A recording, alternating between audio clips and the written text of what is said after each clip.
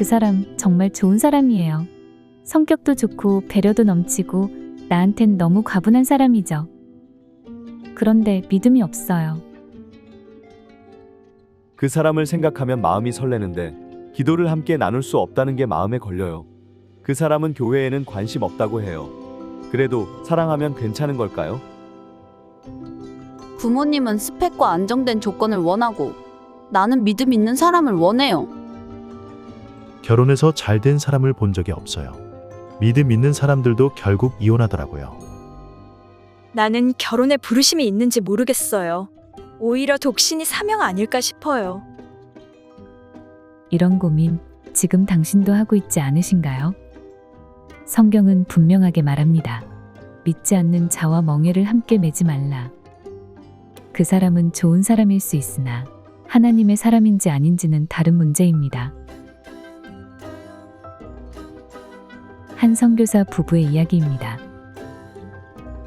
제가 사랑했던 건 그녀의 믿음이었습니다. 말씀 앞에 무릎 꿇는 모습을 보고 저희 인생을 함께할 사람임을 확신했죠. 결혼 전 남편은 이렇게 기도했고 결혼 후 선교지에서 많은 어려움을 겪었지만 서로의 신앙을 지키며 많은 위기들을 돌파할 힘을 얻었다고 고백하였습니다. 불신자 남편과 결혼했던 한 여성은 이렇게 고백합니다. 결혼 전엔 그가 교회에 나가지 않아도 나쁘지 않다고 생각했어요. 신앙은 없지만 좋은 사람이니까 언젠가는 변화되겠지. 하지만 결혼 후에 남편은 변화되지 않았고 매주 혼자 예배를 드리면서 영적으로 외로움이 점점 커졌어요. 아이들을 신앙 안에서 키우고 싶었지만 남편은 자녀의 세례도 반대했고 주일마다 교회에 가는 것으로 갈등이 생겼어요. 세상적으로는 좋은 사람과 결혼은 했지만 하나님 없는 결혼은 결국 끝없는 영적인 외로움만 남겼습니다. 그렇다면 그리스도인은 어떻게 배우자를 분별하고 선택해야 할까요? 첫 번째 기준, 동료 신자 중에서 찾으라. 아내를 얻는 자는 복을 얻고 여호와께 은총을 받는다는 잠언 말씀으로 결혼은 하나님이 허락하신 축복의 통로라고 말씀하십니다. 하지만 강하게 경고하십니다. 주 안에서만 하라. 결혼은 세상이 말하는 사랑만으로는 부족합니다. 부부는 같은 방향을 바라보고 예수님을 따라가는 믿음의 동역자이기 때문입니다. 서로 다른 신앙과는 곧 다른 세계관, 다른 인생관을 가졌다는 것이기에 결국 서로 물러설 수 없는 충돌을 할 수밖에 없습니다.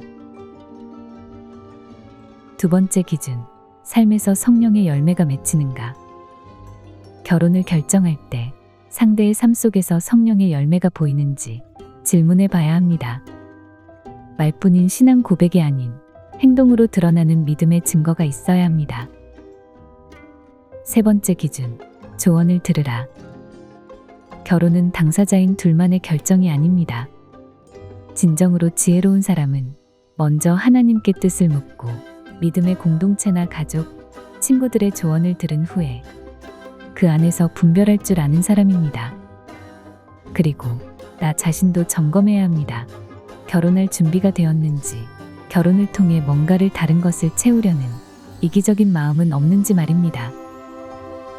너무나 중요한 결혼 앞에 자기 감정에만 빠져 있지 않고 멈춰서서 진지하게 질문할 수 있어야 합니다. 많은 고민 끝에 결혼을 결정할 때 유의해야 할 점들이 있습니다. 첫째, 결혼은 완성이 아닙니다. 결혼만 하면 행복해질 거야. 지금의 외로움을 채워줄 누군가가 필요해. 이러한 마음으로 결혼을 하면 더 큰 공허함에 빠질 수 있습니다. 결혼은 완성이 아닌 행복을 만들어가는 시작입니다. 두 번째로, 지나치게 겁을 낼 필요는 없습니다. 나는 준비가 안 됐어. 결혼하면 자유를 잃을 것 같아. 이렇게 비관하며 겁을 내지 않아도 됩니다. 앞에서 말씀드린 것처럼 나 자신에 대해 진지하게 점검한다면 이러한 두려움이 없어지는데 큰 도움이 될 것입니다. 세 번째, 결혼을 과소평가하지 마세요.